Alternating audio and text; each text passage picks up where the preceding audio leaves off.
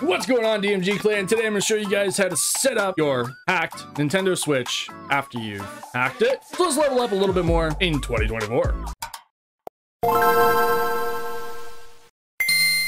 Alright, mobile gamers, so today I'm going to show you guys how to get past this no SD card, not an error, it's just basically saying, hey, there's no SD card for the Pico boot to boot off of, and how to actually set it up very quickly and very easily. Now, it does take some time, but it is very quick and very easy, and I will skip through some spots where you will have to just sit back and wait for it to do its thing. So it's very simple, very straightforward. What we need at least for this is a minimum at least of 128 gigabyte micro SD card. If you have a 64 gigabyte micro SD card, that's fine as well, but I highly recommend you to have a 128 gigabyte micro SD card because we are going to partition 30 gigabytes of this micro SD card for the eMMUC, which is basically like putting a fake eMMUC on this card so that we can run the hack, if you want to call it that, off of the micro SD card rather than off of the device, because we don't want to, you know, mess up with the device or anything.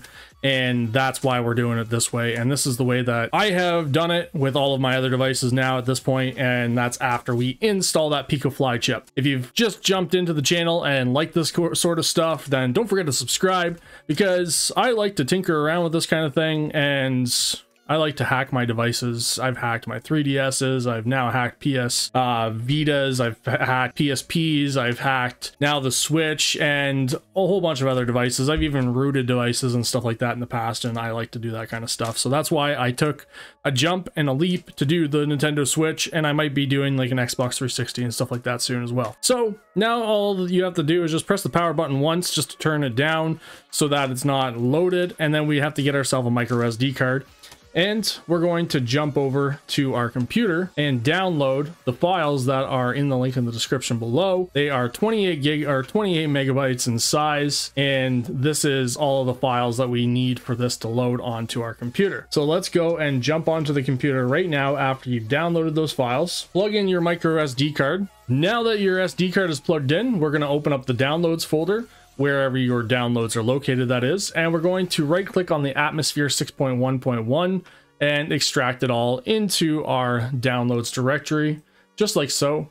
And then we're going to copy all of these files that are in here. They're all already ready to go, and this is only for version 18. I haven't tested this on 18.01 yet, so if you're on version 18.01, then I might test it on a device coming up soon, because I have a Switch Lite that is on 18.01 that I'm going to be hacking. So again, this is only for version 18 right now, and I'm pretty sure it does work for 18.01. I'm just not positive if that's the case, because we might need to update the Atmosphere files for this to work. Otherwise, just paste all these files on the root of your SD card. And then if you're on anything lower than version 18, it works as well. I'm just letting you know that this is working for 18 or below. Once those are copied over, we're going to pull this out of our computer and we're going to plug it into the back of our Nintendo Switch. Now my little kickstand is taken out because it keeps on coming out whenever I go into there. So that's perfectly fine. And now what we're going to do is we're going to look at our device and turn it on by just pressing the power once, so you don't need to hold it or anything. And it'll load into Hecate, and you'll see the Hecate menu right here.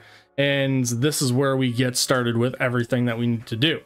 So the first thing we need to do is we need to navigate over to eMMUC, and you're going to notice that eMMUC is disabled. I'm just going to show you this. We're not doing anything in here, but this is where we're going to be creating an eMMUC later on, eMMUC later on, but I just wanted to show you that. Now, the first thing we got to do is go to Tools, and then we're going to back up our eMMC, and we're going to back up our eMMC boot 0, boot 1, let it do its thing. This doesn't take very long. It takes about seconds, and then click close. We're also going to back up our raw GPP. This is very important. This is going to be about 30 gigabytes in size, and this does take some time, so just wait for this to do its thing. It's about 15 to 20 minutes depending on how fast your device is, but we're going to click that right now. As you can see, it's 30 gigabytes ish, 29,820 megabytes. So let it do its thing, and then when that is done, you can jump to the next part. All right, now that you can see this has been backed up successfully, it took about 19 minutes and 12 seconds. We're going to click close. We're going to close again. We're going to go to home and we're going to go to payloads. Now this is going to be very important because we need to get certain files out of this payloads folder. So let's go in here and we're going to go and click on lockpick rcm.bin, and it's going to open up a menu just like this. So now that we're inside of this menu, you're going to see some options in here that are going to be dump system or dump from system NAND, and you're going to press the power button. That's it. Basically press the power button, and then you're going to follow the prompts where it says press volume plus to save screenshot. So click the volume plus and then press A button, so whatever button you want, to go back, and then you're going to scroll down with the volume down button to go back into Hecate by pressing on reboot to Hecate. I don't know why I always stutter when I say that. Now the next thing you're going to do is we're going to plug our actual Nintendo Switch console into our computer.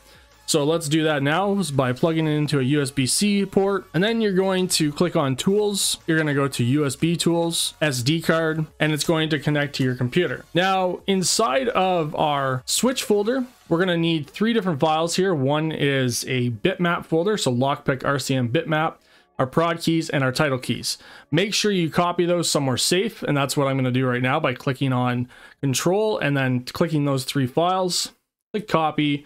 And then what I'm going to do for now, for the sake of this video, is I'm going to copy them into my downloads folder. So I'm just going to create a new folder here. I'm going to leave it named a new folder, and then you can name it whatever you want just to keep it simple. That's where I know these are. And I would actually technically make a folder in here called Switch, and then I would put probably the serial number, like the last 4 digits of my serial number, so I know which Switch is which. So those files are very important.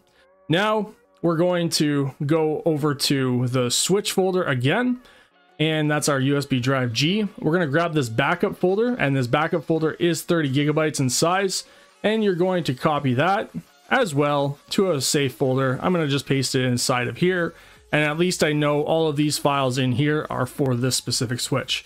Now, depending on your USB drive or your USB cable, this can take some time. As you can see, it's going to take about 19 minutes as well. So come back when you're ready for that part to be done.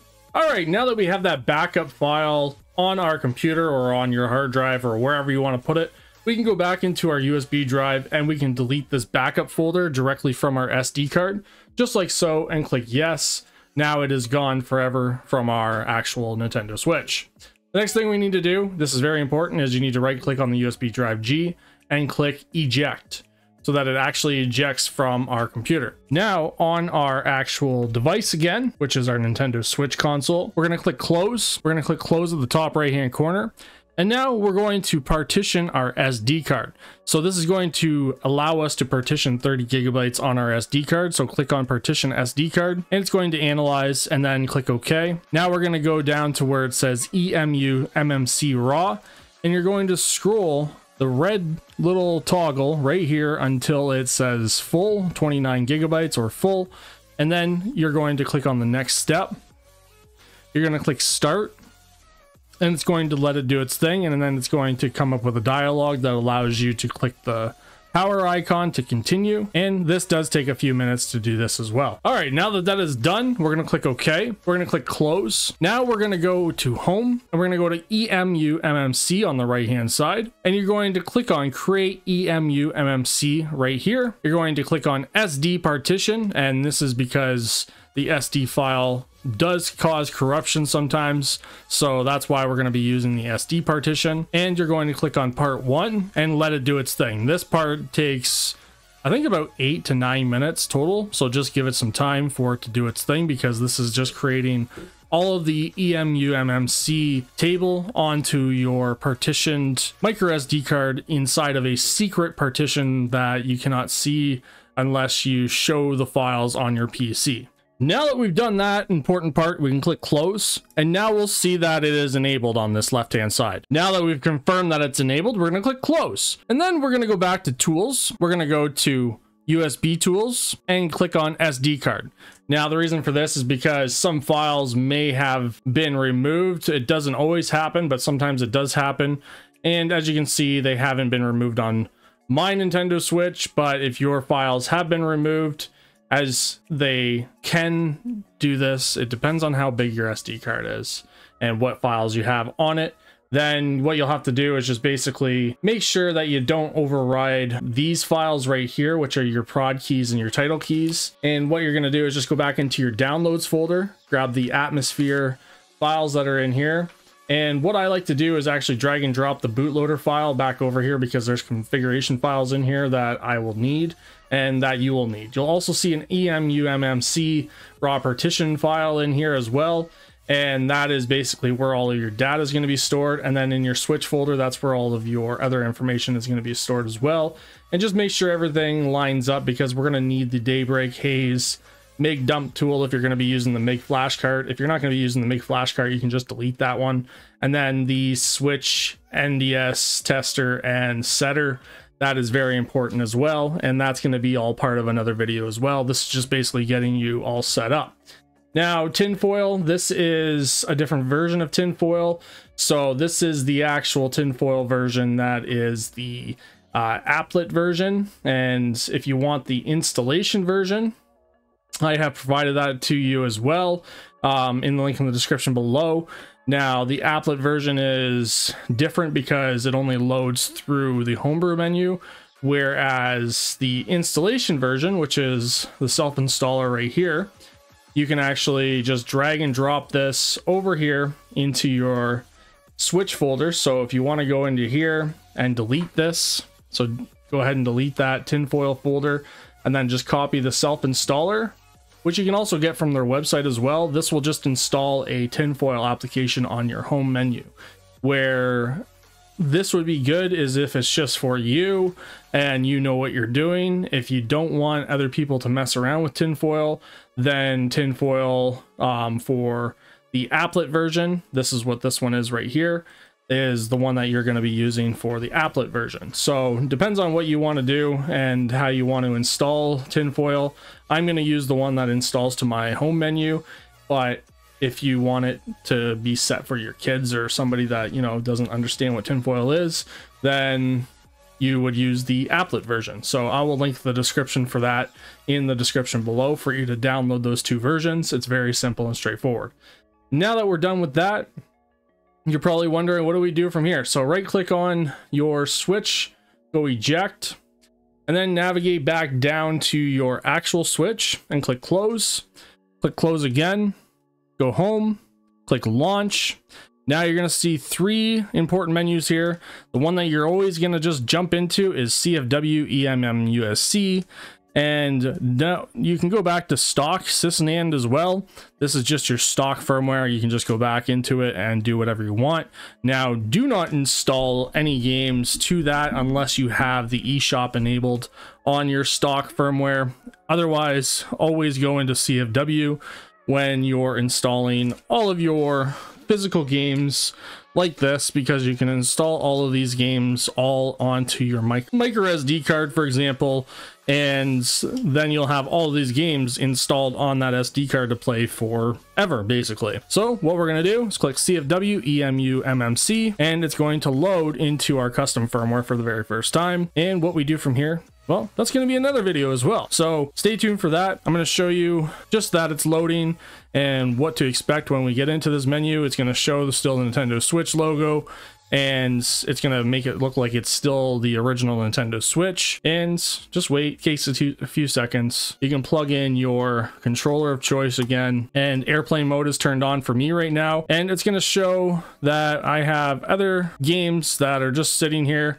But if I go into album, it's going to go right into the applet mode of the homebrew launcher. I click home and I click on a game. It's not going to let me go into it unless I actually put a game in here, which is what I'm going to do. So I'm going to put Mario Kart in here just for the sake of this, just to show you what to expect. So you're going to hold down R1, press A. Now I selected a different game, as you saw there. So you're going to press R1 and A, and that's because it was asking me to do a system update. Click start software, and we'll get bypassed that later on. And you're just going to select your actual account, and we're going to click OK. Click start software again while holding down R1, and this is going to boot into our homebrew launcher. Now what we can do from here is we can go to like 90 NDS setter.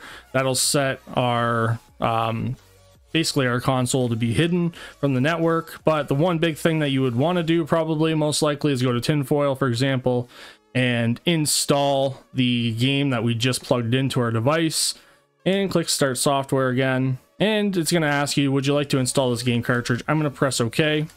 It does bug out sometimes when you do that, and then just give it a second and then click install and then let it install your game so that you can just start playing your game in the future.